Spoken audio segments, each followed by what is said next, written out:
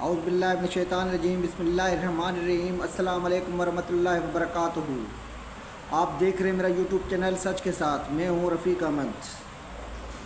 سب سے پہلے آپ ایک ویڈیو دیکھ لیں۔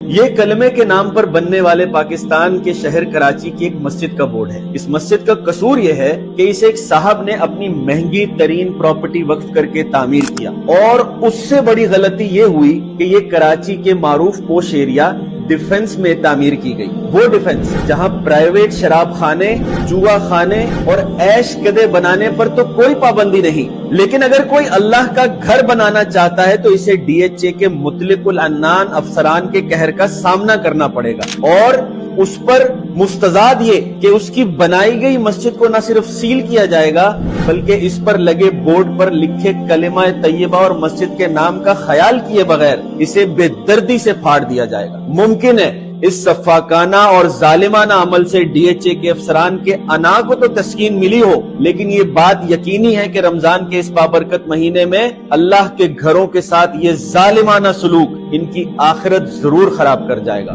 مسلمانوں، پاکستان کے باسیوں، پاکستان جو کلمے کے نام پر بنا تھا، اس ملک خدا داد میں اللہ کے گھروں کے ساتھ یہ ظالمانہ سلوک اور یہ ظالمانہ رویہ یکسر قابل مذمت ہے۔ آپ پر لازم ہے کہ اس رویے کی مذمت کریں اور اس پیغام کو پاکستان کے طول و عرض میں پھیلائیں۔ اللہ کا فرمان ہے، بے شک مساجد کو تو وہ لوگ آباد کریں گے جو اللہ اور یوم آخرت پر ایمان رکھیں۔ جس طرح موجودہ ویڈیو میں آپ نے دیکھا ہے کہ ایک مسجد ہے جس کو سیل کیا گیا ہے یا جس کی تعمیرات میں رکاوٹیں کھڑی کی جا رہی ہیں۔ یاد رکھ لینا، یہ کوئی ایز اے اسلامی ریاست پاکستان، اس کا مین دلوں کا شہر کراچی کا مسئلہ ہے۔ یہ کراچی کا مسئلہ نہیں ہے، پاکستان کے 24 کروڑ عوام کے جذبات کا مسئلہ ہے۔ یہ ہماری حکومت کی پالیسی ہے۔ اس کے ساتھ پاکستان کے 24 کروڑ عوام یقین مان کے اطمینان کا سانس نہیں لے رہے۔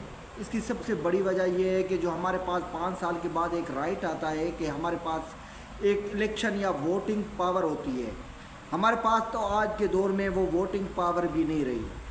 آگے آپ خود اندازہ لگا لیں کہ ہم کسی غیر مذہب ملک میں اگر اس طرح مسجدوں کے اوپر بین لگایا جائے یا اس مسجد کی تعمیرات میں رکاوٹ ڈالی جائے تو ہم پوری دنیا میں واویلا اٹھا دیتے ہیں کہ ایز اے مسلمان ہمارے ساتھ ظلم ہو رہا ہے۔ لیکن ایز اے اپنے ملک میں ہمارے جو نمائندے ہیں یا اس وقت جو سیٹوں پہ بیٹھے ہوئے ہیں، اس مسئلے کی طرف خدا کے لیے دھیان دیں۔ اگر یہ مسجد کا مسئلہ نہایت ہی نازک اور سیریس مسئلہ ہے، کیونکہ یہ پورے ایک محلے کا، ایک شہر کا مسئلہ نہیں ہے، یہ پورے 24 کروڑ عوام جو ایز اے مسلم ہیں، ان کے دلوں کے اوپر جو غم اور غصہ ہے اس کو کم کرنے کے لیے سب سے پہلے آپ اس کا فری ٹرائل کرائیں۔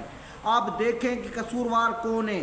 اگر قصوروار وہ مسجد کی انتظامیہ ہے تو آپ ان کو سب کے سامنے اوپر لے آئیں کہ بھائی مسجد کی انتظامیہ کی غلطی کی وجہ سے ہم نے اس مسجد کو سیل کیا ہے۔ اگر یہ اس طرح کی چیز نہیں ہے تو جس طرح جس کی لاٹھی اس کی بھینس، یہ محاورہ آپ نے اکثر سنا ہوگا، ہمیں اس محاورے سے نکلنے چاہیے، کیونکہ اگر ہم 24 کروڑ اور as a Muslim us situation سے باہر نہیں نکلتے ہیں تو باہر کے ممالک کے جتنے بھی لوگ ہیں وہ پاکستان کے اوپر ہنسیں گے۔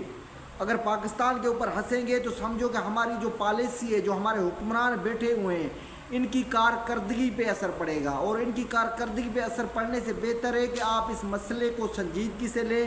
اگر یہ مسجد کو اس طرح سیل یا اس کی عمارتی کام میں رکاوٹ ڈالی جا رہی ہے تو آپ ایکشن لیں اور ان کے وہ جو تحقیقات کرائیں۔ اگر وہ جو جوابدار ہیں، جو مجرم بنتے ہیں، ان کو کٹہرے میں لائیں۔ اگر مجرم نہیں بنتے ہیں تو جس طرح کے ویڈیوز چل رہے ہیں یا جس طرح کے پاکستانی عوام کے اوپر جذبات ابھر رہے ہیں، یہ جذبات کبھی لاوا ابھر کے پھٹیں گے۔ جب پھٹ جائیں گے اس وقت ہم ایز اے پاکستانی اس لاوے کو کنٹرول نہیں کر سکتے۔ اگلے ولاگ تک مجھے اجازت دیں۔ آپ لوگوں کا پیارا خادم رفیق احمد پنور۔ السلام علیکم ورحمۃ اللہ وبرکاتہ۔